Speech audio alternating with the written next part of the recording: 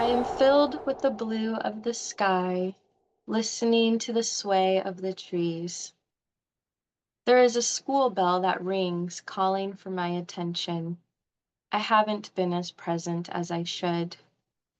There is something beautiful about the sun and how it shines today. My world sure has been dark lately, but sure is bright today. I wonder, is this what hope feels like? The plants greet me as I sit to take a rest, and I can actually breathe sitting here, surrounded by so much green. And so I rest my back against the bricks of this building, and they remind me of strength, that all good things, all good and mighty things, they just take time.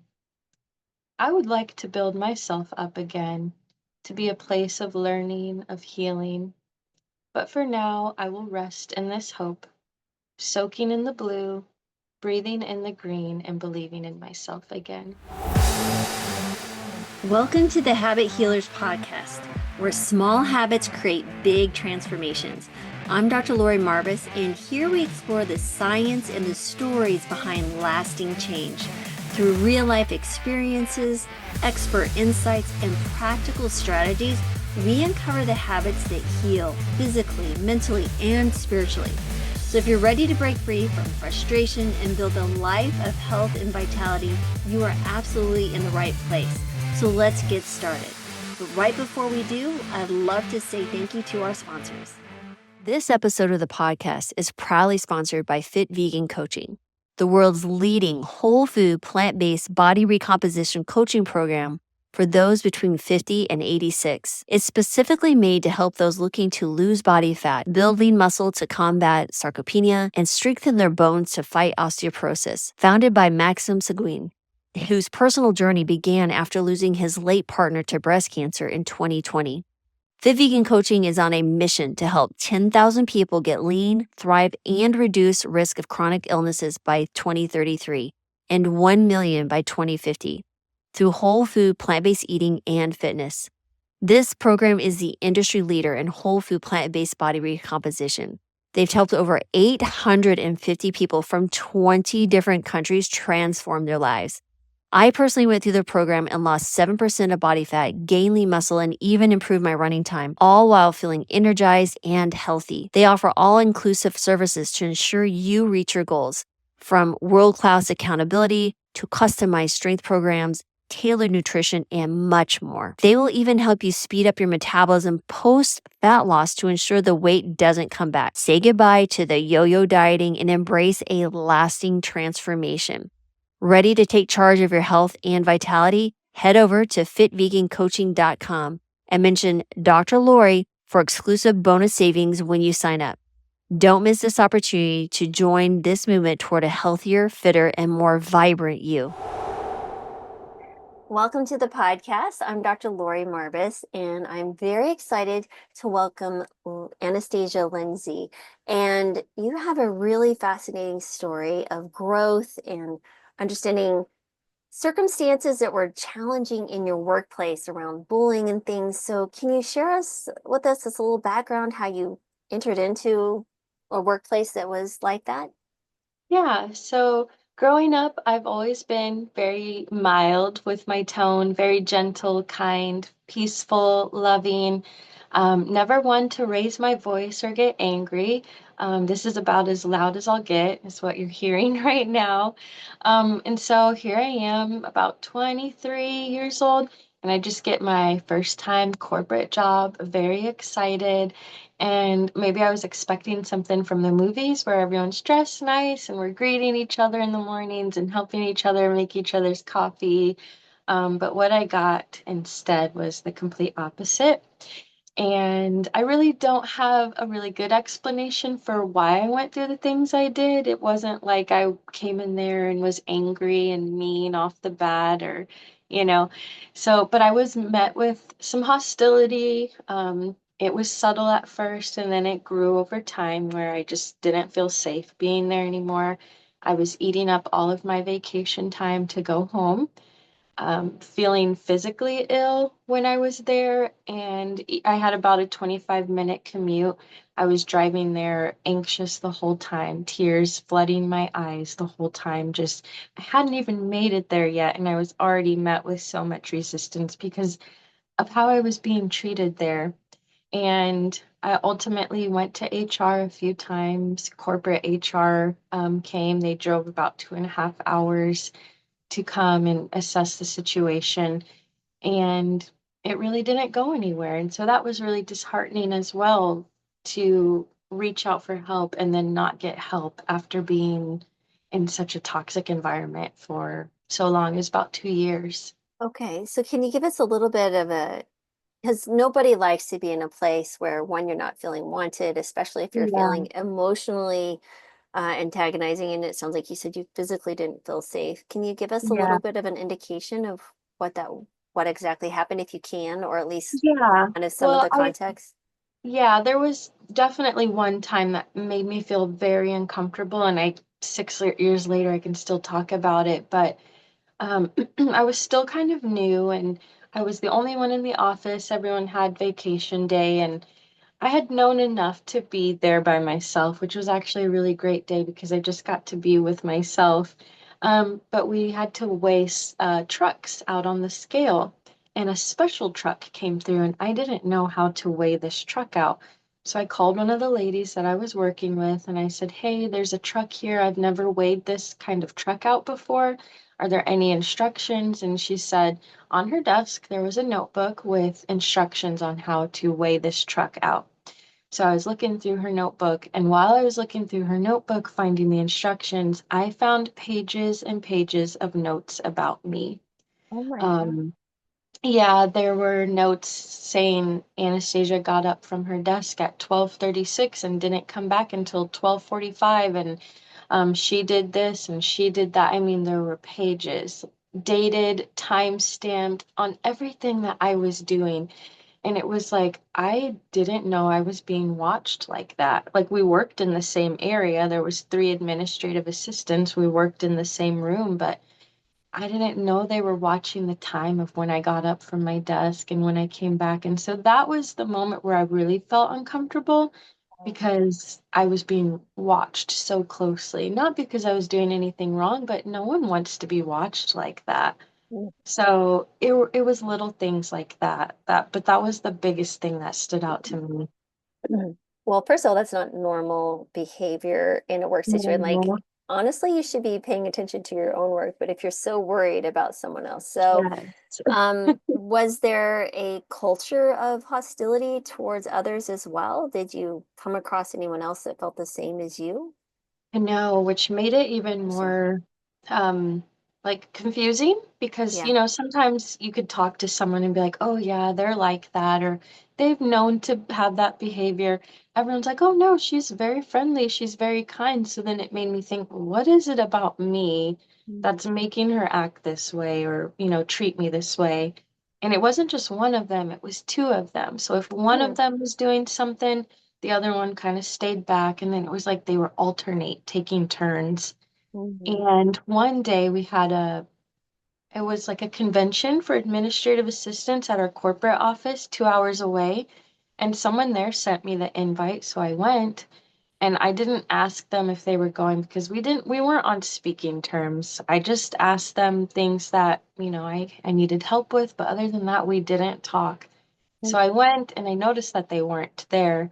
When I came back, they both cornered me in the corner of the room and asked me why I went, why I didn't invite them, and how come they didn't know about it.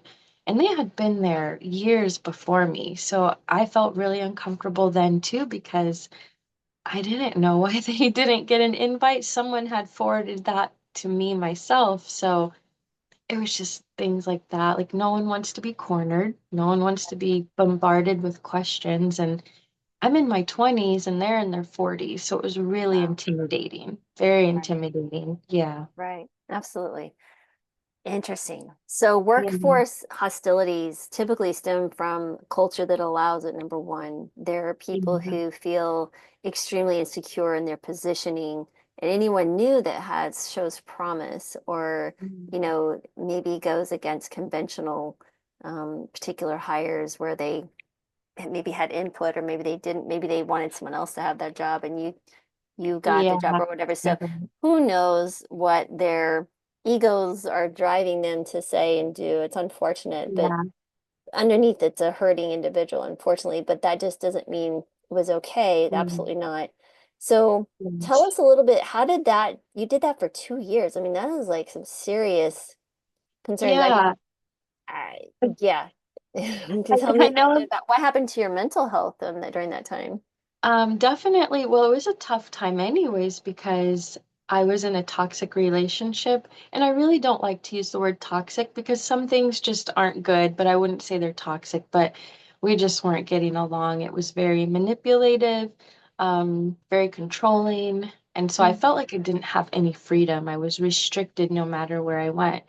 And I was using my vacation time to leave work and go home, but then I was at home and I wasn't at peace either, mm, because I was with somebody that didn't love me and see me and loved making me cry. And I'm very sensitive anyway, so it didn't take much.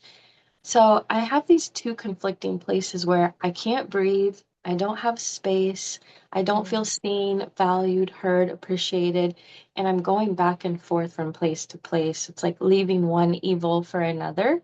mm, So my mental health declined very quickly.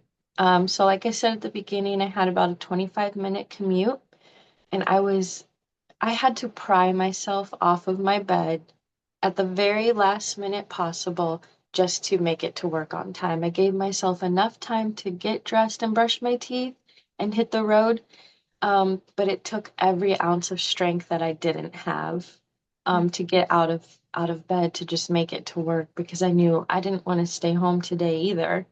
mm, So I stopped kind of taking care of myself, which when I look back, I hate to admit that, but that's the mm, truth. I didn't care how I looked.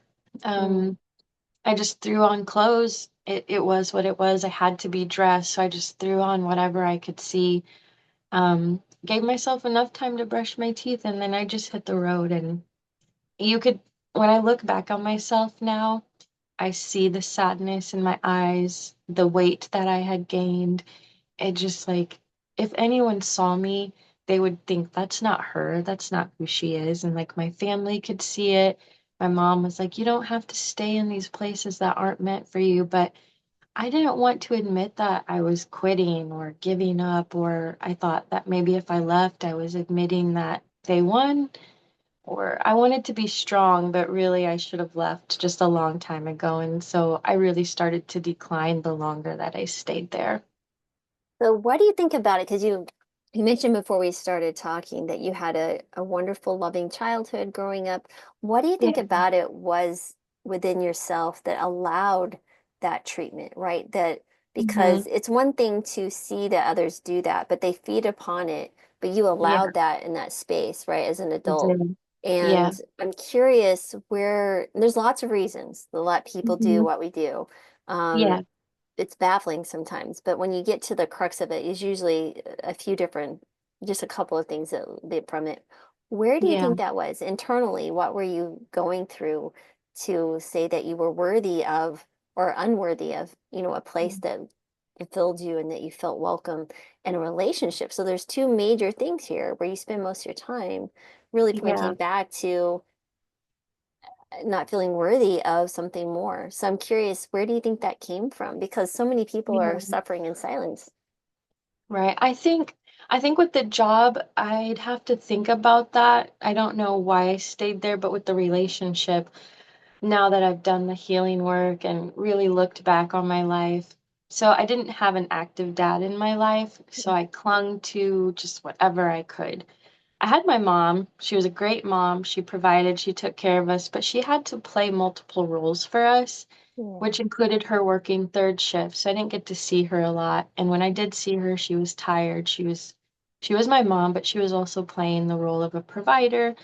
And Mm, maybe that's where the job stems from. I wanted to have a mm, good job so that way I could help her out, or maybe she wouldn't have to struggle so much. But definitely with relationships, I just clung to any guy that because I just wanted to feel safe and secure. but I was clinging to these men that were not safe and secure because I didn't have that growing up. I had my mother who did a great job, and then my grandparents. But it's just like there's always been that little piece that's missing. Like, even though I don't have a relationship with my dad, and I'm okay now, growing up, that didn't sit right with me because the families that I was around, the children that I went to school with, they had loving families. They had fathers that were present at their basketball games. And with the job, I think it just relates to not wanting to give up. I saw my mom work really hard jobs. She worked at foundries. She would come home and she'd be covered in dirt. And I thought maybe if my mom can do those hard things, then I can do this hard thing. Now that I'm speaking it out loud, that makes sense. But I'm sure there's more external factors to it as well. Mm-hmm.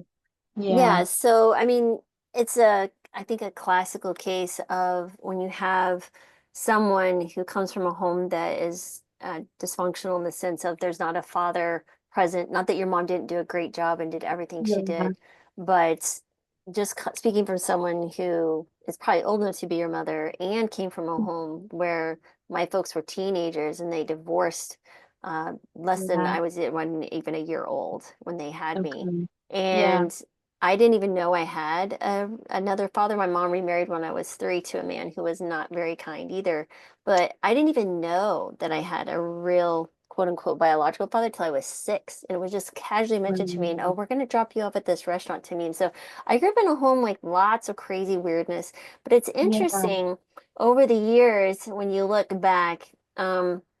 I made a conscious decision I wouldn't marry someone that was like my stepdad or my biological father. So I had already set that intention. It doesn't mean I didn't have more work to do, but luckily right. I married someone. We've been married almost 32 years now. But the really interesting thing was all the work I had to do internally in that healing space as well. And Yeah, you can see it in other relationships, right? Where you're always right. trying to prove that you're worthy of love, right? And that Yes, you do things that are not good for you mentally, physically, financially to right. serve because you're like, well, this is proof that I'm worth loving. And so Yeah, that and we reflect out what we think we deserve. So your dad abandoned you. You're just making some thought yeah, theories here. At least for me, that was how it took me a long time to get through that point. So that's the yeah, healing process. And yeah, I see it in patients because patients will tell doctors things that they don't tell a lot of other people. And many right. times when we get to the root cause, and I'm not even a psychologist, I'm a family doctor with like someone Yeah, that's like, but so many things that we work on are the habits. And these habits, these are crazy interesting when you start diving deeper into the unhealthy yeah, habits, the healthy habits. So, anyway, when was it? So now you have this relationship, you have this work, and you're literally going to the bottom of the barrel, so to speak, mentally, physically, yeah, spiritually, energetically. What was that wall where you're like, this is it, I'm done, and started making changes? How did you approach that? yeah. So it was, I want to say 2018, and I was cleaning my room one day, and I just had YouTube on shuffle, just playing whatever it wanted. And somehow it went from music to podcast. And I hadn't really listened to podcasts before, but I was just kind of listening to what she was saying. And a lot of the things I didn't recognize. I was like, oh, I don't know what that means, or what is she talking about exactly? That sounds different. Her name was Leor Alexandra, and she talked about law of attraction and manifesting, and I didn't know what any of that meant. I had no idea what she was talking about. So I grabbed my notebook and I started writing down all of these terms that she was saying because she was sounded so beautiful and so peaceful. Like, and I just remember thinking, I want to sound like her. I want to be peaceful like her. Like, how does she just have this peaceful, energetic glow about her? And so I was writing down all of these terms and then I started looking them up.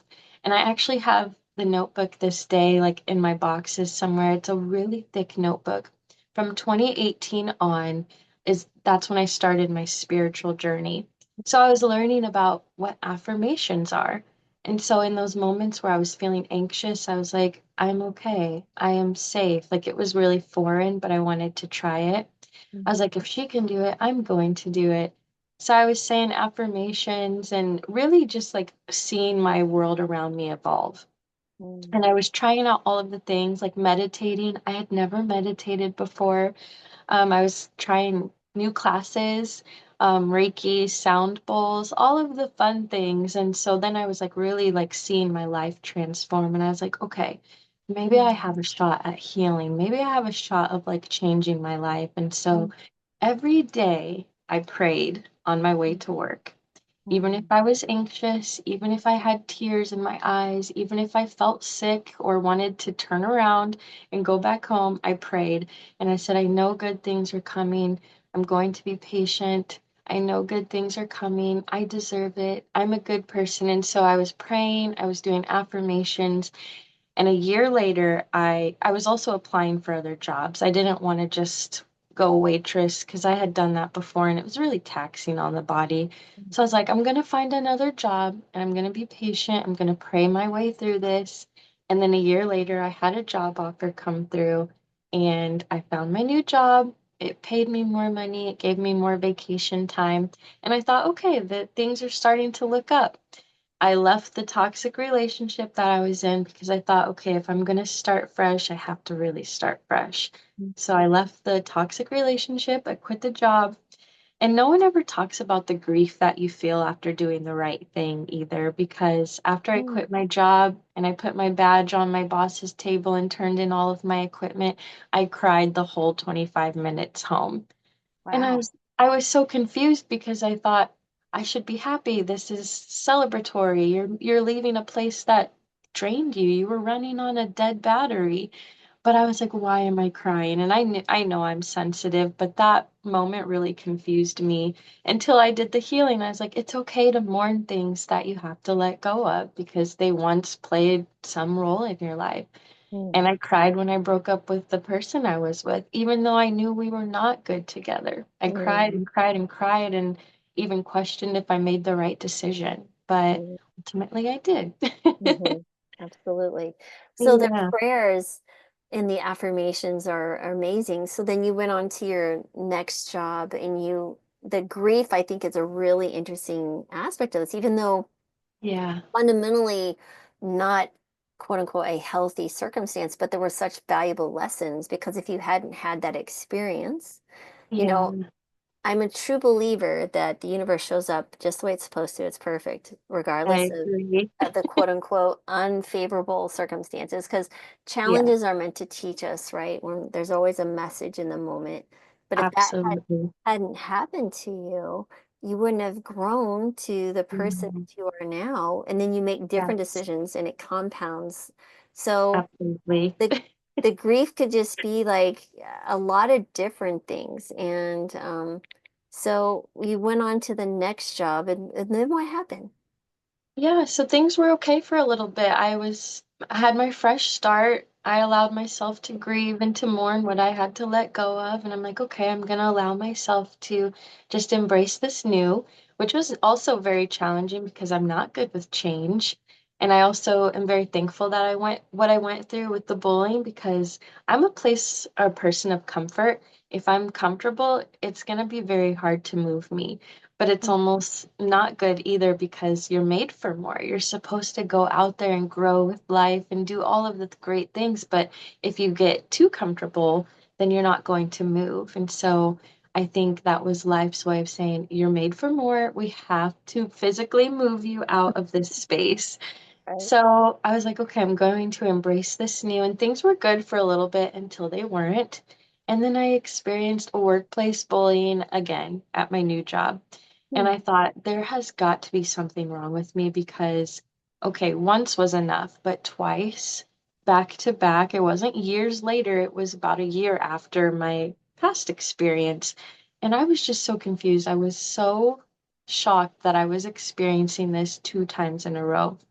Hmm. But this time was different because I did learn my lesson from the first place where I didn't speak up for myself and I didn't stand up for myself. I was at this job. So if people were treating me some type of way, I said something. And then that didn't get me very liked either, which I didn't feel comfortable with that either because I'm a person that wants to be liked. And I think we all want to be liked. We don't want to be disliked or have people say mean things about us. But when I was standing up for myself, I would do so and my hands were shaking. I was scared. I was terrified, but I knew that I could not let people walk over me anymore. Mm-hmm. And I think that when you're nice and you're kind and you're quiet, people take advantage of that. They think, okay, we're going to try her.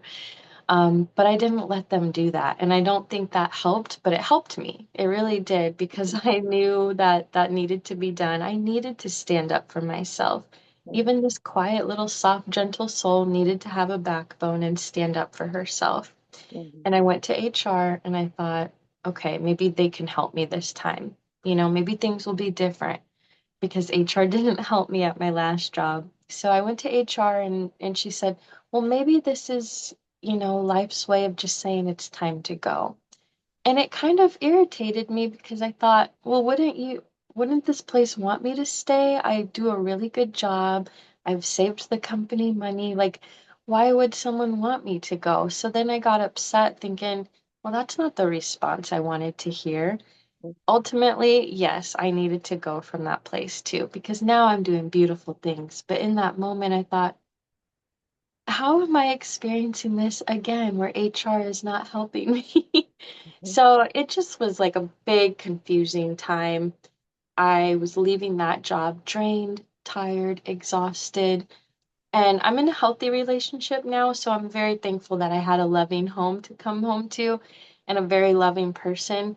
But I was short with him. I was irritated, very just drained. I didn't want to go on date nights. I didn't want to celebrate anything. I just wanted to sleep because that place had took so much of my energy.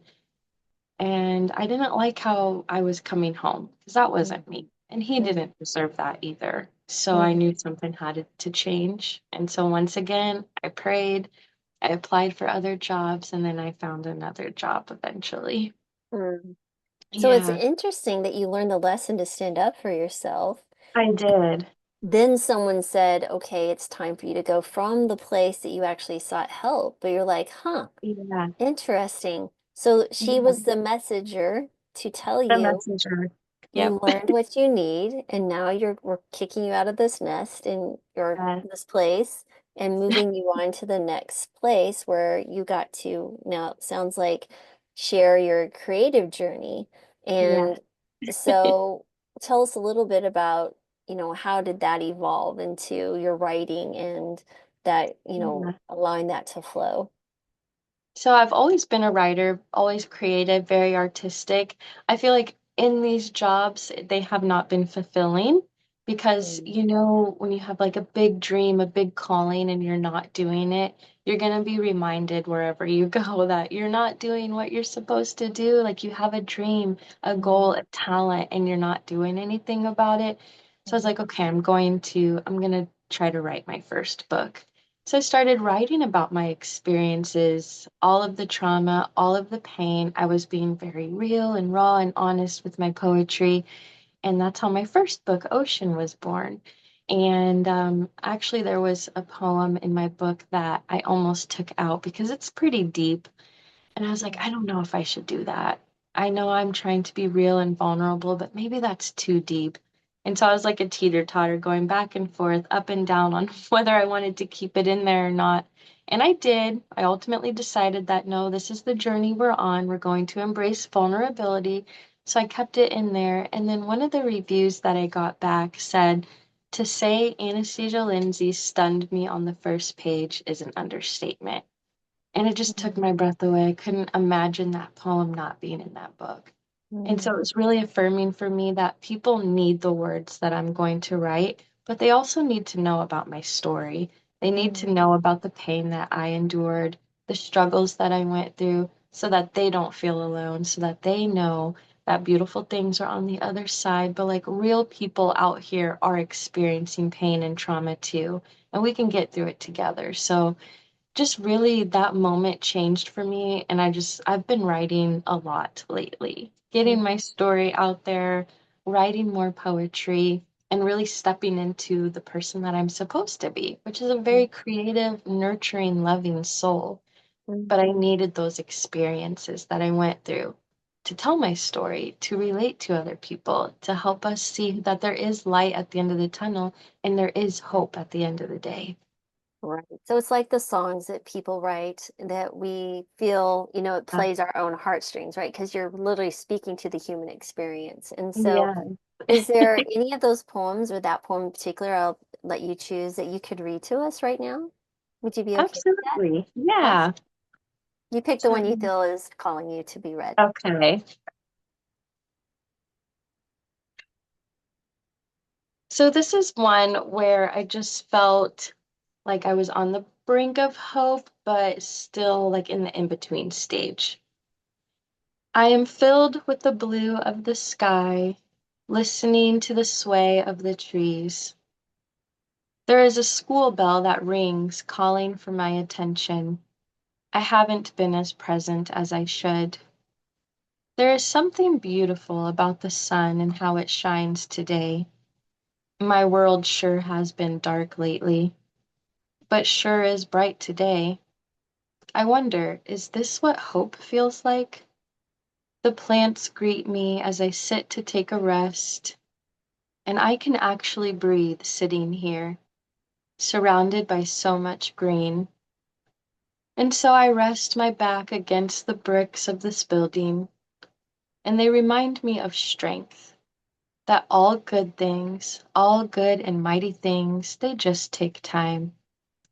I would like to build myself up again, to be a place of learning, of healing. But for now, I will rest in this hope, soaking in the blue, breathing in the green, and believing in myself again. Oh, that is beautiful. Oh my Thank goodness. you. So I appreciate well-deserved review. No, I think that's, that. you could probably spend an hour just talking about that poem.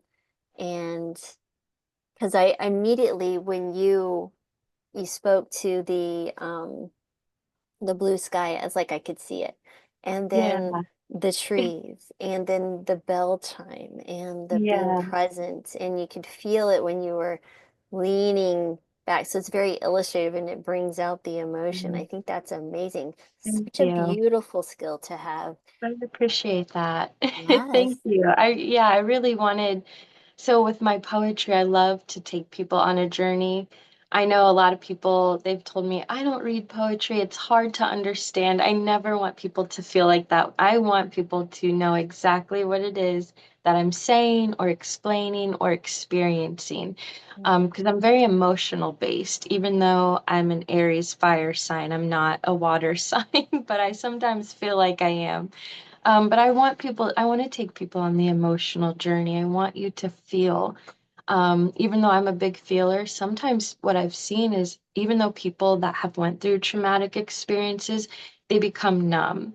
So I Mhm. want people to feel so you can feel through your emotions and allow yourself the opportunity to just be. It's okay to be a feeler because we're human, we're supposed to feel. We're not supposed to be closed off and numb. So I really like to walk people through the journey through my poems.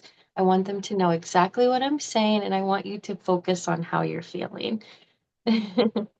So, how does a poem come? Like, how does it do? Are you in the middle of something and you have this inspiration? Or do you sit down and there's just a blank page in front of you, you just start writing? Like, what is your process of creation? I always say a poem starts long before I start writing on paper. So, even after our episode today, I'll go eat lunch or, go walk the dogs outside. It's in those moments where the poem starts because I'll see the sway of the trees or the blue of the sky. I remind myself to be present in what's happening in this moment. And then you see all of the extraordinary things happening around you. You're like, wow, the sky really is blue today. Or if you're busy and you're going from A to B to Z, you're not looking at the blue sky. You're just thinking about all of the many destinations that you have to get to. But if you allow yourself to be present, that's when you see the beautiful things happening around you. So that's when poems start for me. Even last night, I went to the store. I like to go later on because there's not a lot of people. And it's just really peaceful. So I saw a couple walking in ahead of me holding hands, and it was in that moment where I wanted to write a poem about a couple writing hands. So I experience life, and then the life that's happening around me gets turned into poems. Mm.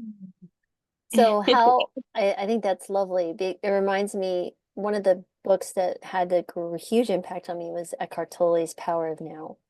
And Yeah. when I was in my mid to late 20s, I think I first heard about this because I think Oprah had it on. And Mhm. I read it and it was confusing to me. Like I didn't understand it. And then Yeah. years later, I listened to it Audible and listen and I probably listened to that book close to 20 times, and I'm not an exaggeration. There was so many lessons, even like if you read that poem in 5 years, it would have a different impact, right? So those are Yeah. words, the truth really is cool. To the point that I actually keep rings on my finger. There's 3 rings here. And one says, breathe, be present now. And the other says, one with life. And the other one says, this too shall pass. And so these are reminders to be present, to understand these Yeah, circumstances are here for us only for our good. But it's hard for absolutely. people when they only can see the negative or they're so tuned in. So now Yeah. when you have struggles, or I would say challenges, or less than desirable, easy moments, how do you cope with those now that you've kind of allowed your true nature to be Mhm. evolved? I look at it from a standpoint that life is going to happen. There's going to be things that upset us. There's going to be people that we run into that are not kind. But if you can kind of take yourself and just be an observer of what's going on, and maybe have a little bit more understanding. Like some people just aren't happy.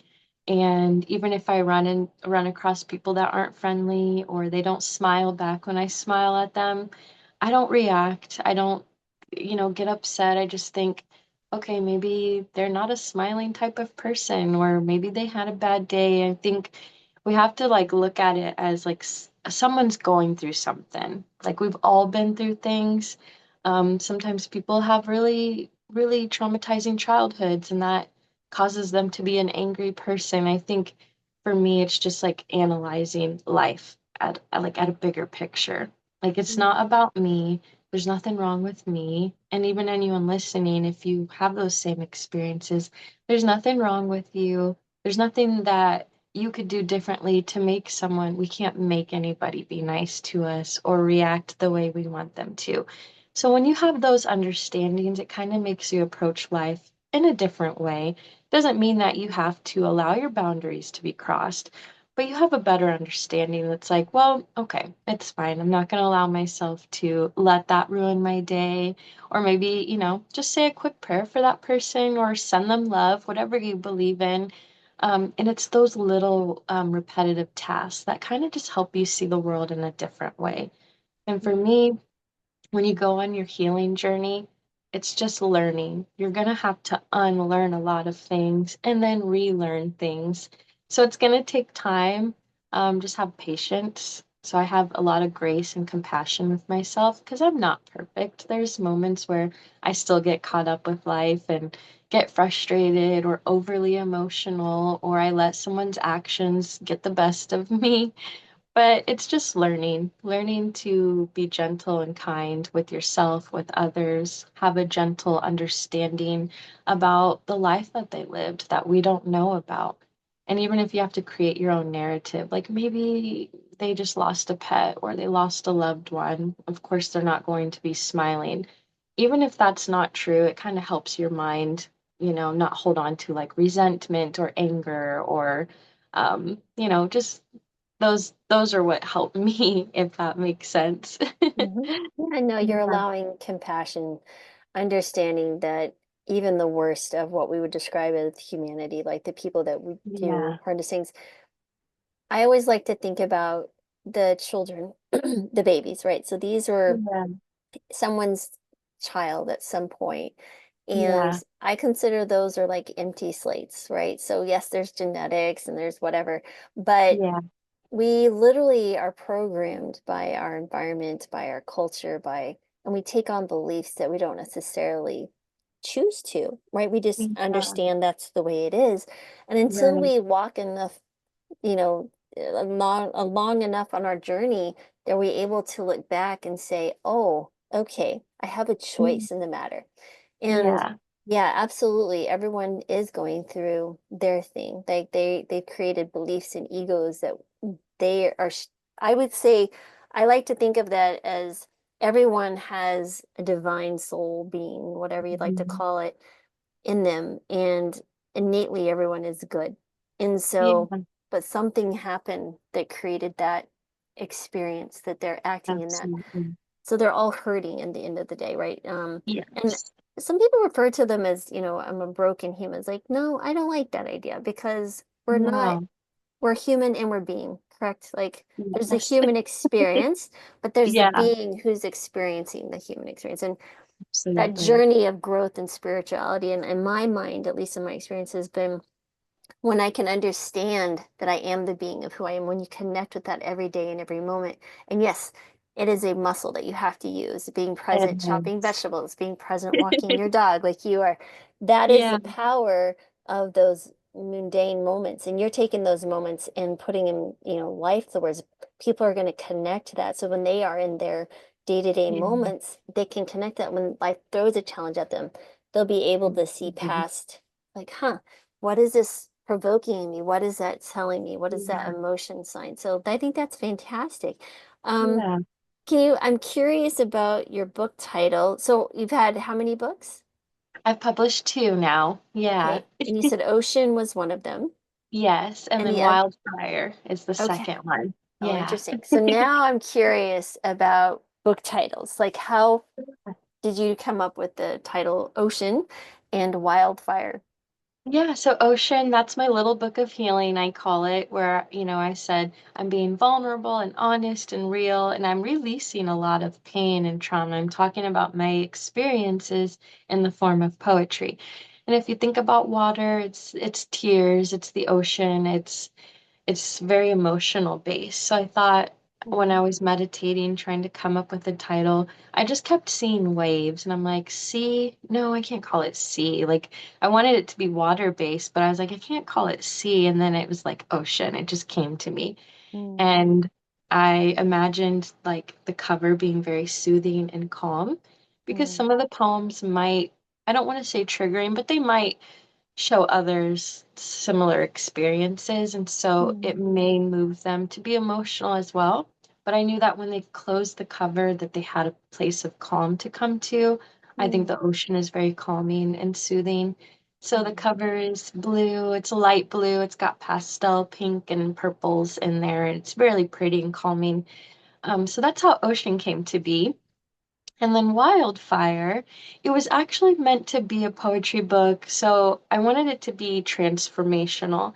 So it's like, okay, mm, we went through Ocean together, this really emotional healing book. Let me like warm it up a little bit because we don't want to have all of these sad emotions flying around. Let's make it transformational, very moving. Like, okay, we did the hard work. What are some beautiful things that we can do with our life now? But I actually had my followers, they kept asking me, "Do you ever write spicy poetry?" And I was like, "No, it's a little outside of my comfort zone. mm, Not really." And so, but I kept getting so many requests, and I was just like, "What is happening out there in the world?" Like, mm, people are really requesting spicy poetry. I'm like, "Okay, maybe I need to give it a try." This is me stepping outside of my comfort zone. Good things come from when you step outside of your comfort zone. So I started to write spicy poetry and then I stuck to my original idea. There's poems in there that are like transformational, believing in yourself, dream chasing, goal achievement, and then, some spicy poetry. But I kept it very PG mm. 13 a little bit because a lot of my followers have a past, whether it's sexual abuse or sexual trauma or Interesting. domestic violence. So I was like, how do I write spicy poetry that is suitable for everyone regarding their past, no matter the past that they have? So I don't use any vulgar language. I don't use like any explicit scenery or storytelling. It's more passion driven. So the love scenes, they're just very soothing, they're calming, they're gentle still. So it's not like overly spicy where it's just like too much. But it Right. reminds people that gentle love exists, that Mm, passionate love exists, that you can have beautiful experiences with another human, that they're not all bad. And so that's really what my goal is with my poetry is no matter what I'm writing, I'm still going to be gentle and kind and embrace my poetry with compassion and calmness because I mm, never want to make people feel unsafe when they read my poetry. mm. That's really beautiful. So Thank people you. are asking for spicy poetry, You did, yes. and they have probably had one intention. What's interesting is that you transformed that request into I something did. that they probably needed, right? Yeah. To see the experience. They wanted to relate to your writing because they felt pulled into it. They probably wanted to relate it to something, because kind of that grief process, right? Because if they're being Yeah. pulled into your poetry and they're starting to transform themselves, but some of part of them is Yeah. pulling back to the comfort of the under the knowing, even if it's a Right. unhealthy place. Yes. So they ask you to almost say it's okay. Hey, let me relive this for you. But you took it and you turned it into what they actually need to hear, Yeah. which is really cool. Thank you. I That's really appreciate that's really awesome. it. So yeah, I like that a lot. So can you read to us from, well, maybe not one of the love scenes, but the something, Yeah, well, no, I'll just leave it to you. Why am I to dictate this? We're that's living in the now. okay. Tell me, where can you read us one of the poems from the Wildfire book? Absolutely. Yeah, Okay. let me grab it. I can All put my right. book over here. Fantastic. I'm looking forward to this. Okay, thank you. Whatever the moment tells you you should hear, because someone here needs to listen to something. Okay. This one will be a good one. I also want to mention that within my book, so I'm really intentional with the poetry. But there's an ocean. I have these pages called lighthouse pages, Hmm. and those are places of safety and healing. There's affirmations, there's guided meditations, there's journal prompts, there's reminders to drink water. So that way, if you do need a break from reading poetry, you have resources like within the very same book that you can do. Within Wildfire, there's fire extinguisher pages where you can cool down, you can take a breath, but it's still the same idea, affirmations, journal prompts. So just Cool. being very mindful. People have, sometimes they need resources. If they read a poem that's maybe a little emotional, they could flip to a lighthouse page and read the affirmations that helped me when I was going through moments. Okay. This one is actually for my fiance, who has made me feel very safe. Thank you for being a safe space for me to release my fire. You are the only one to ever get this close. And because of that, I never want you far. Our mindful connection has deepened any form of intimacy I thought was missing. This is the first time I have been met with safety and trust. Where I once lost my feeling of security within my own body, you have brought it back. Thank you for showing me that my body is my safe home and that your body will never let mine down. And as I watch you explore the routes that lead to inside of me, you have brought back my voice. My sighs are no longer silenced, and I am no longer frozen and afraid. I am alive and on fire. Thank you for loving my body back to life. So there's, little subtle moments in there, like, thank you for loving my body back to life, but I don't say it in an explicit way. It's very gentle and loving and kind. Right, exactly. No, Yeah. I think that's fabulous. And I think it's a Thank you. wonderful approach to relationships and to the understanding of loving the vessel that we're in, Yeah. and it's all its forms and flaws. And it's especially as women enter into middle age. So let's say Yeah. I'm in my mid 50s now, but you start thinking about women as we enter into our 40s and 50s and then beyond. And there's so many things that change. And we're still under the pressure of, society to look a certain way and to do a certain thing. Yeah, And then perimenopause and menopause throws hormones into the mix and it gets wild. And it's a really strange time. Um, yeah, and where it's a fascinating thing to just step back and observe and yeah, watch people again, because I do have almost like a dial into people's thoughts because they feel safe to tell me. Like, I don't know how many appointments yeah, that I'll have patients just start crying the moment they meet me for the first moment and they just let it all yeah. out. I'm like, it's all good, just let it It's out. okay. But fascinating. So what are some of the reader responses did they send to you? I'd be curious to hear, how that affected them. One time I interviewed a lady who she literally grew houseplants. So she was a model, and then she Mhm. she found this love of houseplants. Literally had, I believe, in New York City, the only like in an apartment, she had thousands of houseplants and had to set Mhm. up intricate systems. And she wrote a book about her experience. She was on YouTube. And what was amazing was that people with anxiety and depression started getting houseplants and they showed love. And when she Mhm. wrote this book, it was so cool to see her reach people with just the care and love Right. of a houseplant. And so now you are writing in a much deeper level. I would love to hear some of those Yeah. responses. Yeah, a lot of them that I get are overwhelming because you do go into it with the intent of helping people and wanting to reach people. And then when those responses come back, you're like, I didn't know that my poetry could be that powerful, Mm, where it's like life changing. And with Ocean, I've had people say, I have never felt so seen in my life. Thank you for being so real and vulnerable. And people have even apologized. I'm so sorry that you went through that. My heart mm, feels for you. So very empathetic when it comes to my story too, as well, which has been very kind and very needed as well. mm, And then people are like, I quit my job. Thank you so much. Like there's just a mm, lot of things that people they're creating action. They mm, realize that this isn't the life that I deserve. This is not what I need. I want to take the steps to my healing. Thank you for your healing poetry book. And so it makes me feel very happy. I mean, I'm 50-50. I hate that I know other people are struggling out there because I'm an empathetic soul. It brings me pain just knowing other people are experiencing pain. But if I can help and those reviews that come in, thank you.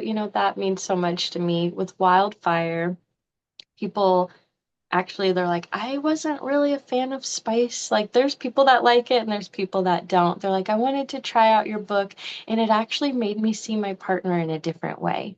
It made me view my partner in a different way, or we've been more intentional with our time together after I read some of your poetry to my partner, or mm, like a poem would move me and I went to my partner and read it to him.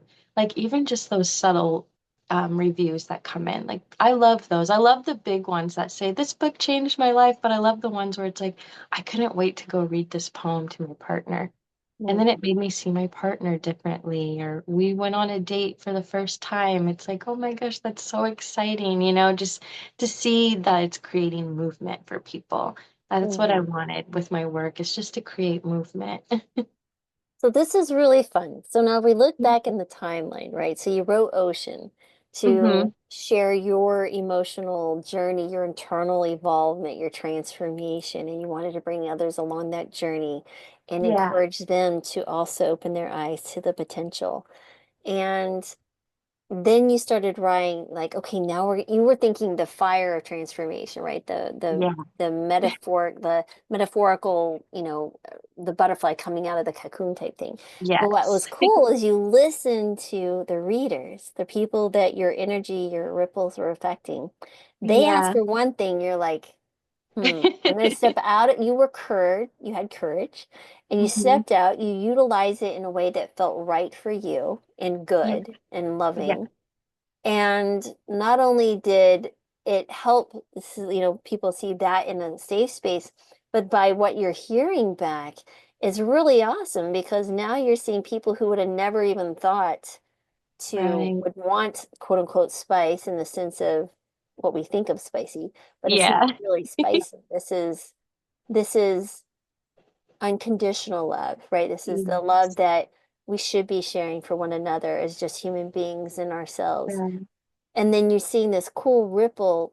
So you are affecting someone who affects someone else, who's going to affect someone else. So imagine, this is the fun part about it. Like, I right, love so you literally change one person, you change their day, and you don't know what that person's going to encounter in the people because someone took the time to it. read your poems, right? And so that is Yeah. just so much fun to see the healing ripples, right? And because you chose to be, you know, intentional. And so it goes back to that day when you were listening to YouTube and Yeah. that lady came on. That is no small, there's no coincidences, right? These are There's meant to none. be.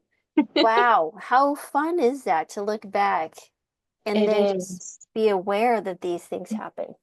It How fun. almost like gives me chills just thinking about it. It's like you know your own story, but until you're talking about it and to like get the feedback, it is full circle. And it's almost like, had I have given up in those moments of turmoil and stress and when people weren't treating me right? Because I did, I wanted to give up. I wanted the pain to end. I wanted to just forget that I even existed. I just didn't want to do it anymore. And it's like, what if I would have given into those thoughts? I wouldn't be here doing the work that I'm doing. I wouldn't, I'm winning awards that I Mm, never thought I would win before. And that's not why I write. But when they mm, come, that's super exciting. But it's like, what if I would have given up? What if I would have given in to the fears and doubts and insecurities of others? I wouldn't have ocean and I wouldn't have wildfire. And then mm, all of those people experiencing my poems wouldn't have the stories that they have to now tell and mm, the experiences they have with their partners. It is like a ripple effect. Like mm, everything that I went through is coming in full circle where it's like, it sucks that I had to go through that. It does. It just sucks. It's not fun for anybody to go through that. But there are beautiful things on the other side. And I always say now there are lights at the end of the tunnel, even if it just looks like a little one star in a dark, dark sky. Just know like that's what hope looks like because soon there's going to be more stars. Soon you're not going to be in the tunnel, you're going to be in all of the light. And so like I feel like that's where I am now compared to just only seeing one star in the sky compared to just seeing a very, very faint light at this very, very dark tunnel. Like I want people to know that there is hope. And even when they're going through it in the moment, it's really hard to believe in hope or want to see hope or even think it's possible. Because I never want to diminish someone's experience, but I really do want them to know like life can throw you the darkest of the dark, but there really is hope on the other side. Because life isn't supposed to be all darkness, all sadness, all struggle, all pain. We're meant to enjoy life. So. It does. It just comes in full circle, really, in these moments where it's like, I would have never expected myself to be here. And it all started with a little shuffle on YouTube mm. and a notebook. Well, sometimes, well, it started at the time your dad wasn't with you, right? And then, I Yeah, mean, it literally, if you go back to everybody, but I just wanted to highlight, with conflict and contrast, you have to have contrast to have clarification, right? And yeah, so you can't have compassion without the suffering. And right. that is a really important people lesson, I think, for folks to just hone in on and saying, with the suffering, but it's a choice to suffer, I think. You get to a point Yeah. that you can allow the moment to be a suffering for you when you turn into Hmm. yourself and start questioning the reality and instead of just accepting this and going, okay, Yeah, if I take a deep breath and understand this is a circumstances away from me, yeah, give that space and time for wisdom to evolve and come out and kind of erupt. Um, that if you allow yourself that time, and sometimes people need help, right? Sometimes they're struggling so hmm, much they do need help, and it doesn't mean that people shouldn't reach out for help because we really do need to be mindful and loving of those folks who do. Yeah. And you remind me of a young woman I follow on Instagram, and I'm trying to get her also on the podcast. She's in the UK, and her name is Bee, and she does free cleanings for people with severe mental health disorders in their home. And Wow. she films the experience, and these homes are like quarters and like trash and roaches and mice, and she's wearing full garb, like respirator and everything. Yeah. But the transformation that she does in that moment, and then shares a video, and she's talking about some kind of mental issues and why these people are struggling and different things. It's really an incredible thing Wow. to watch. And Yeah. she's using her calling to and her love of cleaning to help not only help others but really educate others. And so it's Yeah. really cool to see you do this with words as well. So Thank you. I think that's a really fun way to approach life now that you're just, what a joy. You must be looking at every moment now. It's like inspiration for your words. Yes.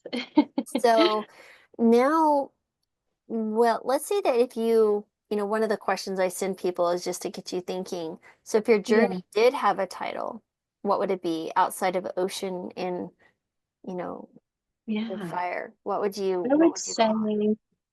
when I thought about it, it's like what title really stands true to me that doesn't take away the strength that I have, even though I'm quiet. And I was like, what about the quiet strength within?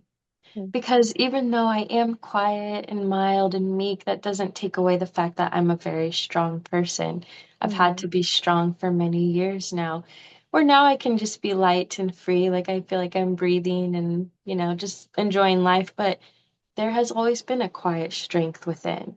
And so I Mm. could talk about those moments where I did feel weak or I did feel insecure, but that didn't mean I wasn't strong. I just didn't know how to tap into it. Mm. And I could still be my quiet, gentle self and exude strength. And so that was the title that I came up with, The Quiet Mm. Strength Within. I think that's amazing because that's very, very true.